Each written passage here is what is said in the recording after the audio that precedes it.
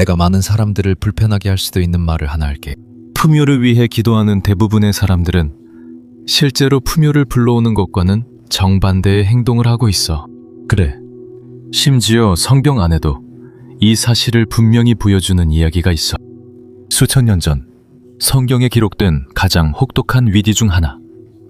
극심한 기근과 파괴적인 가뭄. 한 마을 전체가 죽음의 문턱에 서 있었어. 거의 아무도 제대로 이해하지 못하는 기적이 일어났어. 그저 하나님이 공급해 주신 것뿐이었을까? 아니, 그건 훨씬 더 깊은 의미가 있었지. 한 예언자가 죽기 전에 마지막 식사를 준비하고 있던 한 여인에게 도전했어. 마지막 식사, 마지막 수단, 마지막 희망. 그리고 그 극한의 순간에 그는 그녀에게 터무니없고 비이성적이며 심지어는 잔인해 보이는 어떤 것을 요구해. 하지만 그 부탁 뒤에는 운명을 바꾸는 원칙이 숨겨져 있었어. 아, 그리고 이제 중요한 부분이 나오. 그 원칙을 이해하고 적용하는 사람들은 부족함과 일시적인 안도의 반복 속에서 살지 않아. 그들은 늘 풍요롭게 살아. 이 이야기는 기원전 9세기경 지중해 연안의 사르반나는 해안 도시에서 일어났어. 그곳은 당시 거의 빈곤과 메마른 땅의 대명사였지. 죽은 농작물, 집집마다 굶주림. 미래는 존재하지 않았어. 살아남기에는 최악의 장소였지. 그리고 바로 그곳. 궁전도 아니고 번영하는 도시도 아니며 자원이 풍부한 성전도 아닌 그곳에서 하나님께서는 푸뇨에 관한 가장 근본적인 비밀 중 하나를 드러내시기로 결정하셨어. 주변 모든 것이 부족함을 외칠 때 네가 의지하는 근원이 환경인지 아니면 훨씬 더 위대한 것인지가 드러나게 돼. 하나님께서는 자신의 예언자 엘리야에게 말씀하셨어. 저 도시에 가거라. 그리고 엘리야는 순종해. 엘리야가 그 도시에 들어가자 한 여인이 장작을 줍고 있는 것을 보고 그녀에게 물을 좀 달라고 부탁해. 그녀는 그 부탁을 들어줘. 엘리야가 그녀에게 배고파요 라고 말했다. 저에게 먹을 것 좀 주시겠어요? 그리고 여기서 중요한 답이 나온다. 당신의 하나님께서 살아계신 것처럼 저는 충분한 음식이 없어요. 밀가루와 기름이 조금 있을 뿐이에요. 그걸로 저와 제 아들이 빵을 만들어 먹고 그 다음엔 죽을 거예요. 보세요. 그녀는 믿음이 있고 엘리야를 하나님의 사람으로 인정하지만 그럼에도 불구하고 자신의 부족함을 고백해요. 여기서 중요한 원칙이 드러납니다. 아무것도 없을 때도 하나님께서는 우리가 돕도록 부르십니다. 그리고 우리의 첫 반응은 보통 이렇습니다. 내가 가진 것이 없는데 어떻게 도울 수 있겠습니까? 이 원칙은 이 이야기뿐만 아니라 성경 전체에 반복됩니다. 이 원칙을 적용하면 벽이 있던 곳에 문이 열리는 것을 볼 수 있습니다. 푸뇨는 당신이 축복의 통로라는 자신의 역할을 인식할 때 찾아옵니다. 엘리야는 그녀에게 설교하거나 진정하세요, 다 잘 될 거예요 라고 하지 않습니다. 그는 단순히 이렇게 말합니다. 두려워하지 마세요. 당신이 하려던 대로 하세요. 하지만 먼저 그것을 하나님께 드리세요. 그 여자는 순종해서 가진 것으로 음식을 만들어 엘리야를 먹입니다. 성경에 따르면 밀가루가 떨어지지 않았습니다. 모든 사람들이 굶주림에 시달릴 때 그들은 풍요롭게 살았습니다. 여기에 비밀이 있습니다. 내면에 혼란이 있으면 풍요로움이 찾아오지 않습니다. 하지만 이 원칙을 적용하면 흐름이 열립니다. 성경에는 그 여인의 아들이 병으로 죽었다고 나와 있습니다. 그녀는 하나님께서 자신을 무슨 일 때문에 벌하신다고 생각하며 엘리야에게 달려갑니다. 엘리야는 이론이나 설교로 대답하지 않습니다. 행동합니다. 엘리야는 아이를 데려다가 자신의 침상에 눕히고 온몸과 마음, 영혼을 다해 하나님께 부르짖습니다. 그리고 기적이 일어납니다. 아이가 다시 살아납니다. 그 순간 그 여인은 자신 앞에 놓인 일이 얼마나 엄청난 것인지 깨닫게 됩니다. 하나님께서는 매일 그녀에게 공급해 주셨지만 그녀의 의식은 아직 일치하지 않았습니다. 원리는 간단합니다. 하나님의 공급은 필요에 달려있는 것이 아니라 내면의 질서에 달려 있습니다. 근원을 먼저 두면 당신의 의식이 정렬되고 흐름이 열립니다. 영적 질서는 물질의 막힘을 풀어주고 막힘 없는 풍요로 가는 길을 엽니다. 그리고 우리의 의식을 정렬할 때 풍요와 치유, 행복, 하나님의 공급이 찾아옵니다. 이 원칙은 성경 전체에 반복됩니다. 예를 들어 이스라엘 백성이 광야를 헤맬 때 하나님께서 그들에게 매일 음식을 보내주셨습니다. 만나는 매일 하늘에서 내렸습니다. 하지만 이스라엘 백성들은 어떻게 했을까요? 그들은 걱정했습니다. 내일은 무엇을 먹지? 라고 말이죠. 그리고 그들이 빵을 저장하려 했지만 빵이 상했습니다. 교훈은 분명합니다. 먼저 우리의 의식을 다뤄야 합니다. 의식이 정돈되면 풍요의 문이 열리고 기적이 일상이 됩니다. 가끔 오는 것이 아니라 항상 옵니다. 왜냐하면 우리의 생각과 마음이 근원과 일치되어 있기 때문입니다. 솔로몬도 같은 일을 겪었습니다. 하나님이 꿈에 나타나 그에게 말씀하셨습니다. 원하는 것을 내게 구하라. 솔로몬은 무엇을 구했을까요? 지혜였습니다. 금도 아니고 당장의 부도 아니라 명확함과 이해를 구했습니다. 그리고 그 지혜로 그는 기록상 가장 부유한 사람이 되었고 먼 나라의 왕국들이 그를 찾아와 조언을 구했습니다. 여기서 중요한 점은 두려움에 매여 살 수는 없습니다. 만약 솔로몬이 돈이 없으면 어쩌지 라고 걱정했다면 그는 돈을 구했을 것이고 부족함에서 행동했을 것입니다. 그는 지혜와 내적인 질서를 구했고 그것이 자연스럽게 풍요로움을 끌어들였습니다. 예수님도 같은 것을 가르치셨습니다. 사람들이 군중에게 줄 음식이 충분하지 않다고 말했을 때 그의 첫 번째 행동은 빵을 늘리는 것이 아니라 감사하는 것이었습니다. 그가 의식을 정돈하면 그 순간 근원이 열립니다. 모두가 먹고도 남았습니다. 하느님은 공급하실 뿐 아니라 풍성히 주십니다. 누가복음은 우리에게 또 다른 교훈을 줍니다. 예수님께서 라자로의 자매인 마르타와 마리아의 집을 방문하십니다. 마르타는 집안일로 바쁘고 마리아는 예수님의 말씀을 듣습니다. 마르타는 불평합니다. 해야 할 일 안 보이세요? 예수님께서 대답하십니다. 마리아는 가장 중요한 일을 하고 있습니다. 자신의 의식을 가꾸고 현재에 머물며 근원과 일치하는 것입니다. 여러분, 우리는 종종 절망에 빠집니다. 사업이 잘 안 되고 돈이 들어오지 않으며 손님도 부족합니다. 하지만 먼저 의식을 정돈해야 합니다. 중요한 것을 우선시하는 것이죠. 이 원칙을 적용하면 당신의 삶이 달라집니다. 하나님이 근원임을 알고 기도만으로는 충분하지 않기 때문입니다. 만약 당신의 의식이 정돈되어 있지 않다면 공급은 지연되거나 최소한으로만 오고 그동안 빚은 늘어납니다. 때때로 공급이 오지만 그 순간 바로 아무것도 없는 것처럼 느껴집니다. 그래서 우리는 앉아서 조급함을 내려놓아야 합니다. 예수님, 즉 지금까지 존재했던 가장 위대한 스승 앞에 앉았던 그 여자처럼 말이죠. 한 명은 예수님의 말씀을 듣고 지혜를 흡수했고 다른 한 명은 요리하느라 바빴습니다. 그리고 교훈은 분명합니다. 가장 위대한 일은 항상 우리 자신 안에서 하는 일이라는 것입니다. 마음을 정돈하는 것이 우선입니다. 이 과부는 정리가 안 되어 있었고 하나님을 믿고 신앙도 있었지만 먼저 부족함과 배고픔, 절망을 앞세웠습니다. 그녀는 내가 가진 걸 먹고 나서 우리는 죽을 거예요 라고 분명히 말했습니다. 그녀가 하나님은 위대하시고 공급해 주실 것이며 나는 신뢰합니다 라고 했다면 이야기는 처음부터 달라졌을 것입니다. 아마 너도 직접 겪어봤을 상황으로 예를 들어볼게. 어느 날 모든 게 안정적으로 보인다고 상상해봐. 살 것도 있고 수입도 있고 일상도 있지. 완벽하진 않지만 안정적이야. 그런데 갑자기 그게 무너져버려. 계약이 끝났다고, 일이 없어졌다고, 더 이상 너를 필요로 하지 않는다고 말해. 아무런 예고도 없이, 대안도 없이. 몇 시간 만에 나 괜찮은가 해서 내일 무슨 일이 일어날지 모르겠어로 바뀌게 돼. 가슴 한켠에 설명할 수 없는 그 감정을 안고 짐을 싸기 시작해.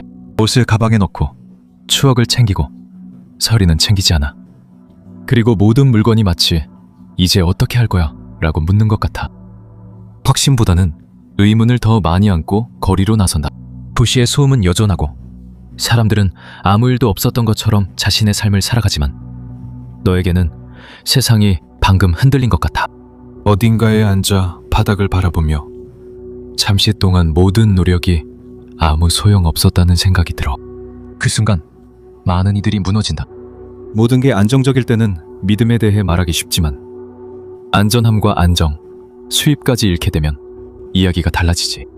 그때 네 진짜 내면의 질서가 드러나고 그런 불확실함 속에서 더 이상 무엇을 해야 할지 모를 때 예상치 못한 일이 일어나. 누군가가 너에게 전화를 걸고 누군가가 너에게 메시지를 보내고 누군가가 이렇게 말해.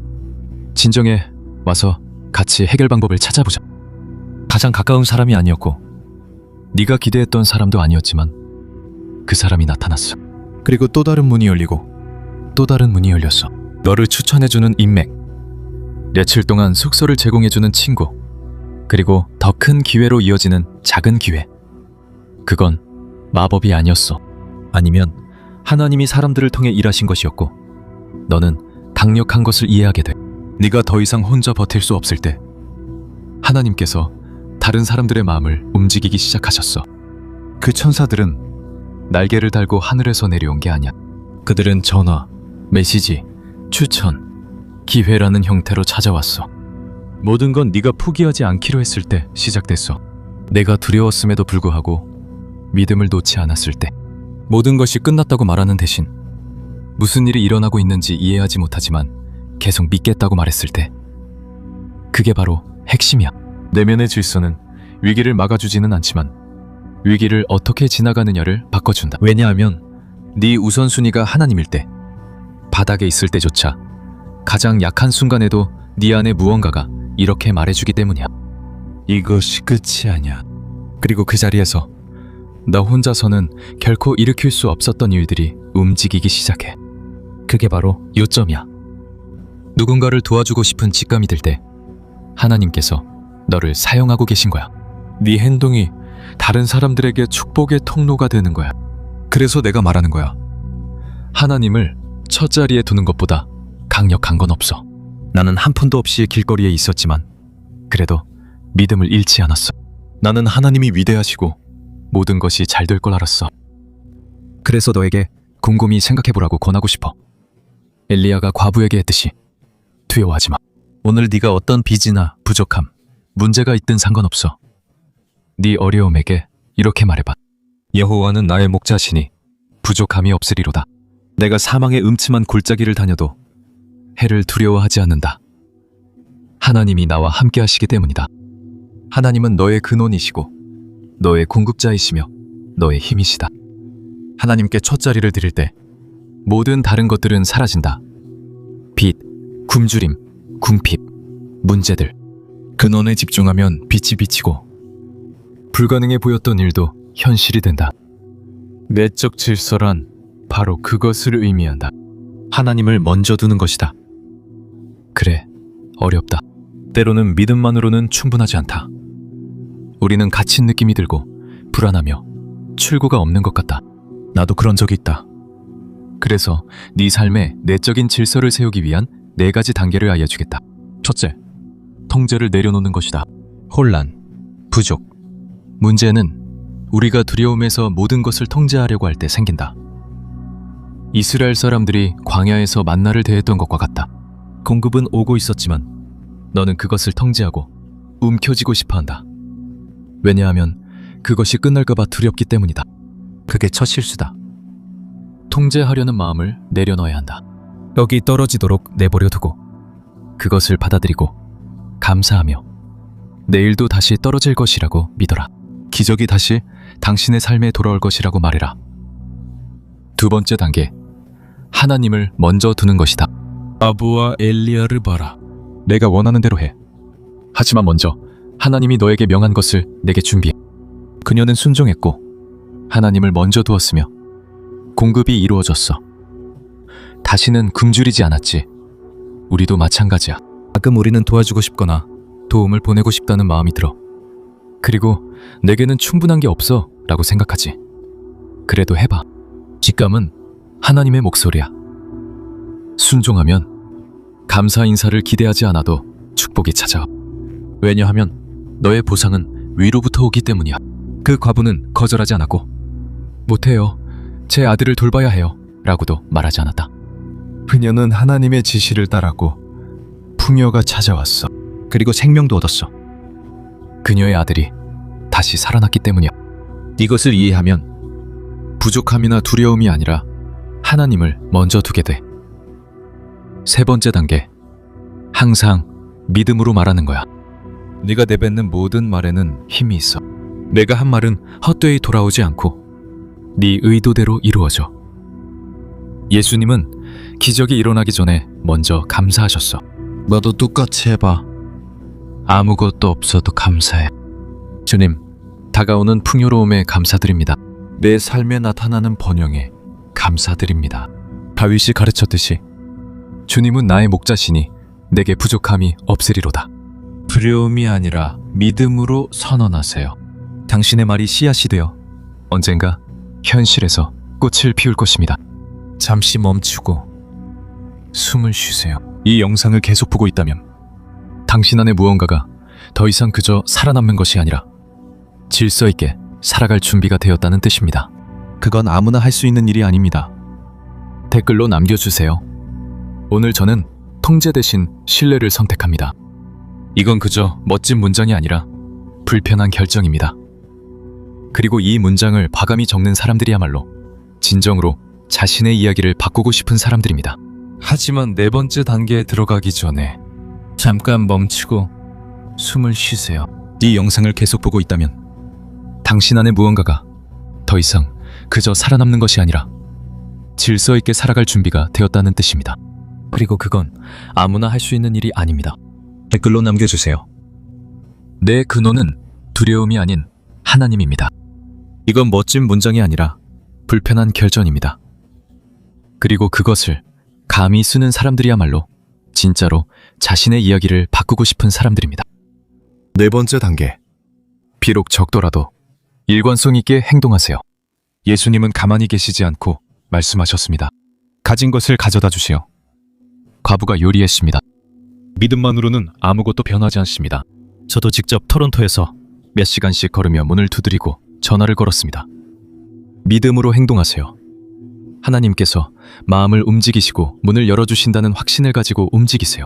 행동 없는 믿음은 환상일 뿐입니다. 믿음 없는 행동은 헛된 노력일 뿐입니다. 둘을 합치면 모든 것이 정렬되고 불가능이 가능해집니다. 당신의 인생을 바꿀 수 있는 기회를 기다리고 있다고 상상해보세요. 꼭 필요한 일자리, 당신의 사업을 살릴 수 있는 고객, 너무 오래 걸리는 것 같은 답변. 당신은 기도하고 믿음을 가지고 신뢰한다고 말합니다. 하지만 속으로는 패닉 상태입니다. 5분마다 이메일을 확인하고 초조해야 합니다. 그리고 생각하죠. 일이 안 되면 어떡하지? 내가 충분하지 않으면 어떡하지? 모든 게 잘못되면 어떡하지? 바로 그 순간에 네 믿음이 진짜인지 아니면 그냥 예쁜 바람인지 드러나. 왜냐하면 신뢰한다는 건 가만히 성 놓고 있는 게 아니거든. 신뢰는 불안 없이 행동하는 거야. 네가 해야 할 일을 하되 결과를 통제하려고 하지 않는 거야. 이력서를 보내고 제안을 준비하고 공부하고 훈련하고 문을 두드리지만 평온하게 잠드는 거야. 내면의 혼란은 오직 하나님만이 열 수 있는 것을 억지로 열려고 할 때 나타나. 때를 억지로 조정하려고 할 때, 네 마음이 신뢰보다 더 빨리 달릴 때, 그리고 거기서부터 결핍, 두려움, 결코 충분하지 않다는 느낌이 생겨나. 반면에 질서는 단순해. 우선순위와 신뢰야. 우선순위란 모든 것이 실패했을 때 하나님이 마지막 수단이 아니라는 뜻이야. 그분이 바로 너의 출발점이야. 빚을 앞세우지 않아. 진단을 앞세우지 않아. 은행 계좌를 앞세우지 않아. 하나님을 먼저 두는 거야. 그리고 그렇게 하면 내면에서 무언가가 변해. 왜냐하면 네 내면이 바로 서면 그때는 두려움에서 반응하지 않아. 확신에서 행동하게 돼. 그리고 그게 모든 걸 변화시켜. 하나님이 네 마음에 누군가를 도우라고 하시면 네가 힘들더라도 그렇게 해. 죄책감에서가 아니라 압박감에서가 아니라 순종해서 하는 거야. 네가 근원이 아니라 단지 통로라는 확신에서 하는 거지. 이것이 많은 사람들이 모르는 원칙이야. 하나님이 너를 통해 다른 사람을 축복하시려 할 때 사실은 네 자신의 확장을 준비하고 계신 거야. 그 과부에게는 충분한 것이 없었지만 순종했어. 그리고 끝인 것처럼 보였던 순간이 풍요의 시작이 되었어. 너에게도 똑같이 일어날 거야. 내가 먼저 섬길 때, 두려움보다 하나님을 우선시할 때, 믿음을 저버리지 않고 행동할 때, 네가 만들어낼 수 없는 일들이 일어나. 네가 존재하는지도 몰랐던 문들이 열리게 돼. 네가 전혀 예상하지 못했던 기회들이 나타나. 풍요로움은 단순히 돈만이 아니야. 그것은 호의이고 올바른 인맥이고 마음의 평화이고 명확함이야. 예전 같았으면 무너졌을 순간에 힘이 생기는 거야. 네 마음을 바로잡으면 혼돈이 네 삶을 지배하지 못해. 그리고 그때 깨닫게 돼. 강력한 무언가를. 너는 그저 살아남는 게 아니라 인도받고 있는 거야. 하나님을 먼저 도와라. 일관성 있게 행동해라. 불안해하지 말고 믿어라. 그리고 준비해라. 내면의 질서가 잡히면 불가능해 보이던 것들이 물러나기 시작하니까.